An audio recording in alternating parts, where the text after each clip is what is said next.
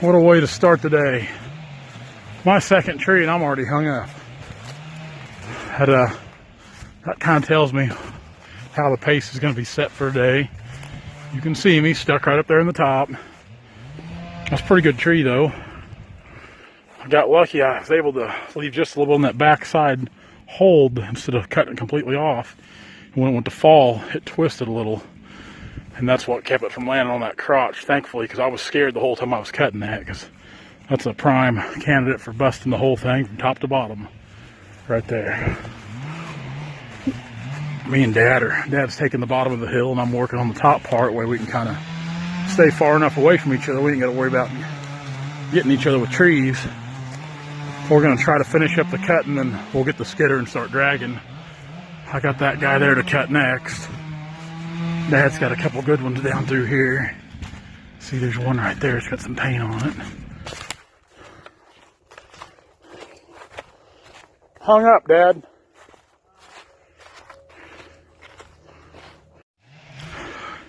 We're making our way up the ridge here. We're almost to the fence. There's one, you can see it shining right in the middle there. That good tree right there in the middle. We got to cut it. We'll have to pull it, or at least push on it, if not pull it. So Dad's still down there, so I'm going to make my way down the property line here. Because I know there's a few right down in here. We'll try to get them on the ground. When me and Dad are both cutting, things move pretty quick. And today I broke out old Painless here. Broke out the 88. And you can call me crazy if you want, but I love cutting with the 88s. Love it. And if you go from cutting, because I cut with both. I'll cut with the 60s or 661s, then switch back to the 88s, and I can tell a big difference in how they perform. These 88s got so much torque. They're cutting machines. They're heavy, but they're cutting machines. All right, here's a good one. Let's see if we can get him on the ground. I think there's a few more down here along the creek, and that's about got all the ones that'll fall wrapped up until we get the skidder and start pulling them. Set the monster down real quick. Here we go. Got these two little girls laid down. Dad's on down the creek there. I think we got just a couple more right here. We'll cut that double right there. We'll get him cut. And this guy here, it's a pretty good sized tree, but she's going back towards that fence. She's gonna have to be pulled. That's a big tree. Big tree, clean, good veneer log. Good veneer log. Little sucker's got a lot of footage in it. She's big all the way to the top. But it's coming right towards the fence. And naturally, me being the entrepreneur I am, I gotta look across the fence here. I see a couple trees there. Looks like there might be a few on up the creek. Along the creek too. There's a little guy right there. But our first priority is focusing on what we're doing right now. Like I said, I believe that little guy there, we're going to leave him. He could be cut. I'd make a good clean little log, but at the same time, that's just what it is. It's a little log. You take these couple guys out of here. See, them two there, we're leaving them too. So thinning these just a little bit will really help the growth on these smaller ones down here. They're just in a good place to grow. Down here along this creek, kind of at the bottom of this little ridge here, growing tall, good source of water, growing straight and fighting for sunlight. So we'll leave them for the next harvest down the road, whenever that may be. I hope that I'm the one that cuts them down the road, but you never know. Never know. Whoever cuts them, we'll leave them there, though. Leave a little seed. Like I said, that double, that's a pretty good double right there. Crotch tree. And we'll go ahead and, like I said, we'll cut him out. That's almost like just a little TSI deal there. Both of those prongs, they'll make small lumber logs, but that crotch piece, that's a good tabletop piece. So let's head on back out, because that's about all we can do till we get the skidder back here as far as our cutting goes. Another thing I like about the 88s here is, and I call them 88s. These are the newer ones. These are the 880s, which they'll always be 88s to me. Always be 88s. I can remember when I was young and Dad used to buy the 84s. When I was a teenager in high school, we had a Super 76, and I love that thing. That thing was a monster. Dad sold it. I was upset when he sold that thing. I love that old saw. That was just a good old beast of a saw. Printed right on it, made in West Germany. But the good thing about the 88s is when you fill up, you about need to go to the gas station, and you can cut a long time on a tank of fuel. Cut several trees. And that's what I like about it, especially being so far away from the truck, because we didn't pack the gas and oil in with us this morning because we didn't think we'd need it, which obviously we don't. I haven't checked my fuel level on my saw, but I bet I've still got a half tank or better. She'll cut a lot of trees on a tank of fuel. A lot of trees. We're on the move. Dad just went around me there in the truck. Going over the job site, and I'll get there when I get there. See if we can start getting some of these logs dug out. We're doing pretty good on time, so I think if we push hard, we can just about get them all by the end of the day if we don't run into any hiccups or anything. We'll see what happens. Try to climb out of the hole in the middle here. The ground's frozen. Really need a set of chains. And it's not too often we ever need chains. It just don't get that cold for, here in this part of Missouri. But in the last few years, the further north we've worked, the more we're experiencing cold and frozen ground.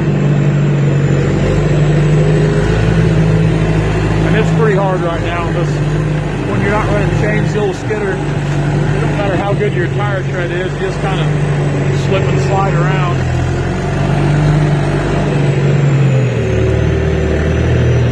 Now I'm dragging this log out by the top because I don't want to do any damage to the butt of it. I don't want to tear the bark up in any way with the grapple. We shouldn't have to worry about tearing it up dragging it. But sometimes the grapple will get into them and you can tear them up pretty good. So gotta get that big boy drug out.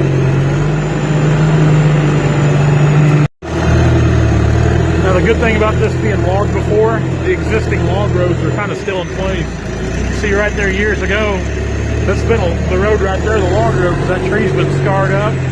See there? We're just going to use the same old log roads.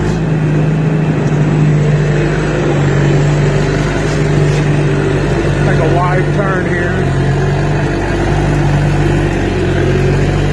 Them are some jewels. Them are some jewels.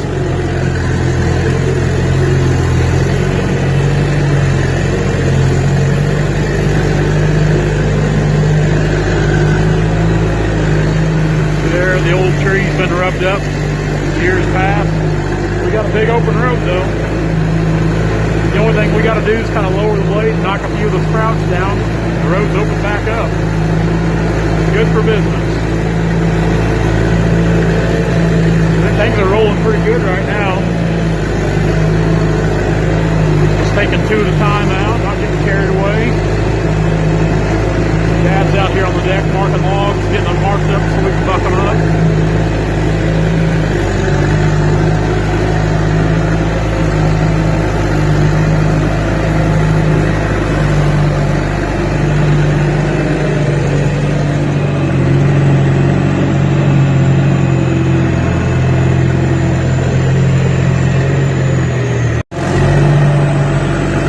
Starting to add up. Dad, he ain't one to sit around. He was eating lunch, the next thing I know he's marking logs, the next thing I know he's bucking logs up.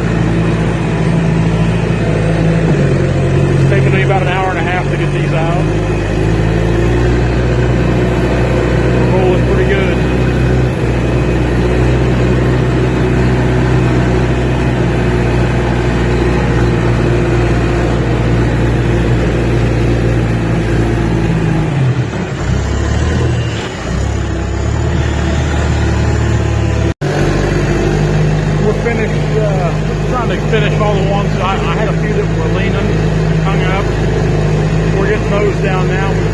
all those in here. Now we're cutting the ones we got to push and pull on. Got some long guys there.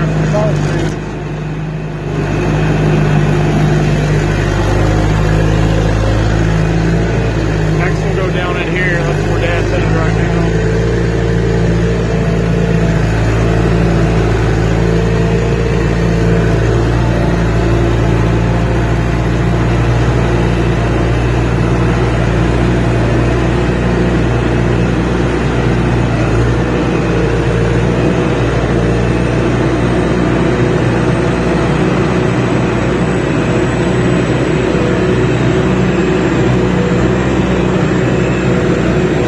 Two there to get, that one and one up there. Got that big double tree there to get through. Last tree of the day right here.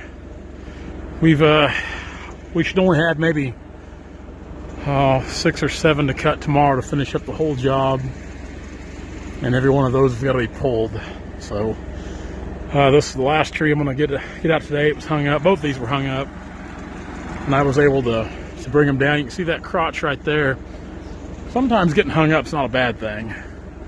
Like I said, in instances like this where these trees are so brittle and cold right now and they bust easy, you can get them with the grapple or winch. If you got a winch, you can kind of let them down easy. That way they're not just going full force from the fall of the tree. It'll save you a lot of headaches sometimes. So we'll get this dude bucked up here, grab his partner there. We'll take him out to the deck and we'll take a quick overlook of what we got done today. Me and Dad had a pretty good day.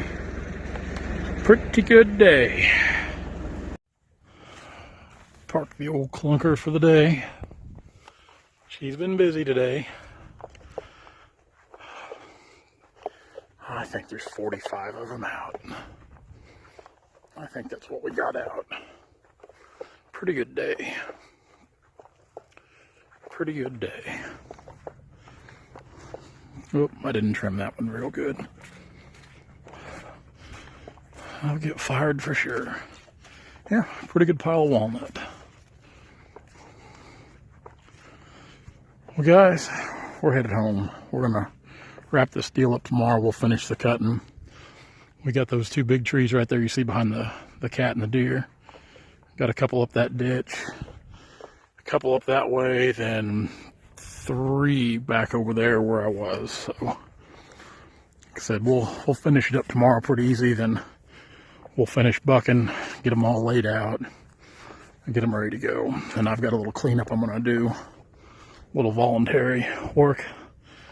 I'm going to make that a little slick down through there where he can cross and have a good road. So thanks for hanging out with us. Be sure to hang out with us again tomorrow or something. Find us on all of the social outlets, Facebook, Instagram, and YouTube at Turner Logging LLC.